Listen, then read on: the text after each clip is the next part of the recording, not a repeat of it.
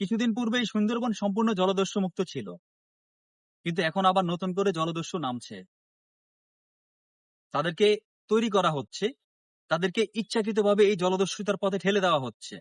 হ্যাঁ, কিছু কিছু মানুষ স্বেচ্ছায় এই দস্যুতার পথ বেছে নিচ্ছে, আবার কিছু কিছু মানুষ বাধ্য হয়ে এই সমাজের চাপে, এই রাষ্ট্রের কিছু ব্যক্তি গোষ্ঠীর কারণে বাধ্য হয়ে তারা আবারও সেই জলদস্যুতায় ফিরে যাচ্ছে।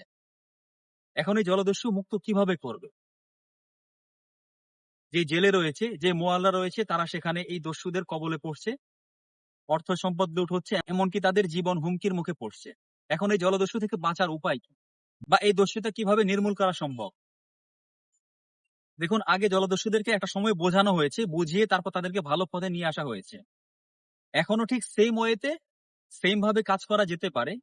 এর বাইরে আমরা দেখি কোস্ট গার্ড বা যারা আইন শৃঙ্খলা বাহিনীর সদস্য রয়েছে, তারা অনেক সময় অভিযান পরিচালনা করে। তারা পোশাকে সজ্জিত হয়ে এই জলদস্যুদেরকে ধরতে যায়। কিন্তু একটা জিনিস দেখেন, আমি খালি চোখে যে দূরত্বে দেখি, ওই দূরত্বে যদি কোনো আইন শৃঙ্খলা রক্ষাকারী বাহিনীকে আমি দেখি, তাহলে হয় আমি পালিয়ে যাব, অথবা আমি যে জলদস্যু, সেই কোনো সিমটমে না রেখে আমি সাধারণ জেলে হয়ে যাব। তখন কি আর আমাকে ধরা সম্ভব? না।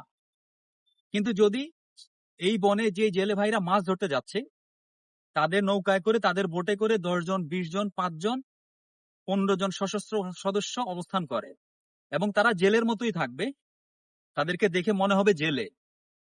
যখনই এই জলদস্যু গ্রুপগুলো এই জেলেদেরকে অপহরণ করতে আসবে, ঠিক তখনই এই আইন শৃঙ্খলা রক্ষাকারী বাহিনী সেই জলদস্যুদেরকে মোকাবেলা করবে এবং তাদেরকে আটক করবে কিংবা পরাস্ত করবে।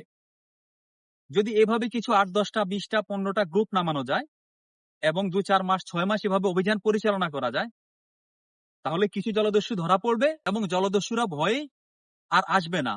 তারা কোনো জেলের কাছে আর ভিড়বে না, কারণ তারা ভয় পাবে এটা ভেবে, এরা কি সাধারণ জেলে নাকি আইন শৃঙ্খলা রক্ষাকারী বাহিনী, তারা কাদের অপহরণ করতে আসছে।